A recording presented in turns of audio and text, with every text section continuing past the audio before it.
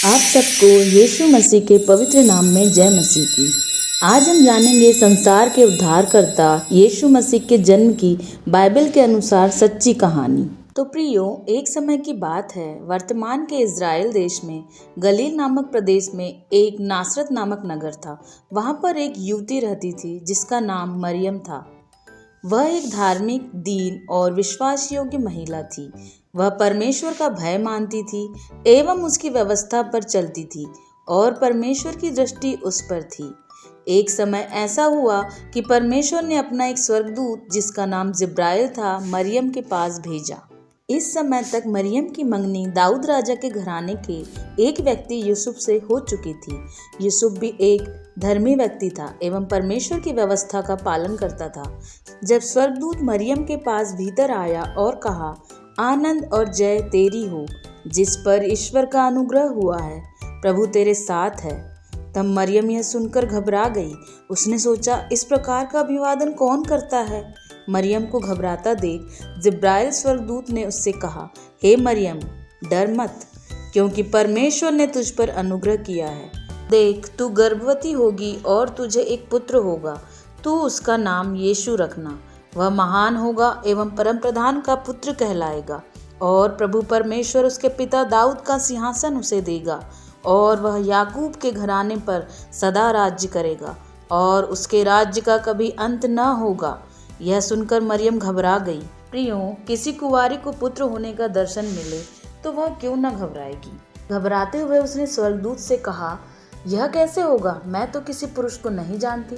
तब जिब्राइल स्वर्गदूत बोले, पवित्र आत्मा तुझ पर उतरेगा और परम प्रधान की सामर्थ तुझ पर छाया करेगी, इसलिए वह पवित्र जो उत्पन्न होने वाला है परमेश्वर का पुत्र कहलाएगा। आगे स्वर्गदूत ने उसे यह भी बताया कि तेरे परिवार की एक महिला एलिशिबा को भी पुत्र होने वाला है, और वह बांझ कहलाती थी, लेकिन उसका 6वां महीना है। और अंत में जिब्राइल स्वर्गदूत ने एक महत्वपूर्ण बात कही, क्योंकि जो वचन परमेश्वर की ओर से होता है वह प्रभाव रहित नहीं होता। यह सुनकर मरियम कुछ देर सोचती रही। चूंकि वह एक धर्मी और परमेश्वर का भय मानने वाली थी, उसने इन सब बातों पर विश्वास किया और कहा, देख, मैं प्रभु की दासी हूँ, मुझे तेरे वचन के अनुसार हो। मरियम के इस उत्तर से हमें पता चलता है कि वह परमेश्वर के वचनों को मानने वाली थी और उसे प्रथम स्थान पर महत्व देती थी। तभी तो परमेश्वर ने उसे अपनी इस महान योजना के लिए चुना था। उसके बाद मरियम गर्भवती हुई एवं पहाड़ी देश में यहूदा के एक नगर को एलिशिबा से मिलने गई। जब मरियम के मंगेतर यूसुफ को यह पता चला तो वह भी परेशान हुआ। फिर उसने सोचा कि मैं चुपचाप मरियम को त्याग दूंगा, जिससे उसकी बदनामी नहीं होगी। लेकिन जब वह यह सब सोच ही रहा था, तब परमेश्वर का स्वर्गदूत उसे सपने में आकर कहने लगा, हे यूसुफ, तू अपनी पत्नी मरियम को अपने पास लाने से मत डर, क्योंकि जो उसके गर्भ में है वो पवित्र आत्मा की ओर से है। वह एक बेटे को जन्म देगी और तू उसका नाम यीशु रखना, क्योंकि वह अपने लोगों को पापों से उद्धार करेगा। प्रियो, यहाँ हम देखते हैं कि यशायाह भविष्यवक्ता की वह भविष्यवाणी पूरी हुई, जो यशायाह 7:14 में हम पढ़ते हैं कि एक कुमारी गर्भवती होगी और एक पुत्र को जन्म देगी और उसका नाम इमानुएल होगा। यूसुफ ने यह दर्शन पाया और नींद से जागकर मरियम के पास पहुंचा और उसे अपने घर ले आया, और जब तक यीशु पैदा न हुए तब तक वह मरियम के पास नहीं गया। और उस समय वहाँ के राजा औगुस्तस कैसर ने यह आज्ञा निकाली कि सारे जगत के लोगों की नाम लिखाई होगी। यह पहली जनगणना थी। सब लोग अपना नाम लिखवाने अपने अपने नगर को जाने लगे। तब यूसुफ भी मरियम को, जो गर्भवती थी, उसे लेकर गलील के नासरत नगर से दाऊद के मूल शहर बैतलहम को गया। बैतलहम में उस समय उनको रहने के लिए कोई जगह न मिली, क्योंकि सब लोगों के आने से सराय भर चुकी थी। तो वे एक गौशाला में ठहर गए।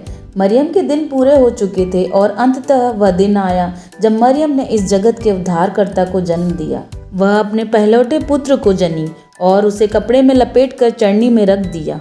जब बालक का जन्म हुआ तब परमेश्वर का एक दूत उन गड़ेड़ियों के पास उतरा जो रात में मैदान में रहकर अपने झुंड की रखवाली करते थे। परमेश्वर का तेज उन चरवाहों के चारों ओर चमका और वे सभी डर गए। तब स्वर्गदूत ने उनसे कहा, मत डरो, क्योंकि देखो, मैं तुम्हें बड़े आनंद का सुसमाचार सुनाता हूँ, जो संसार के सारे लोगों के लिए है।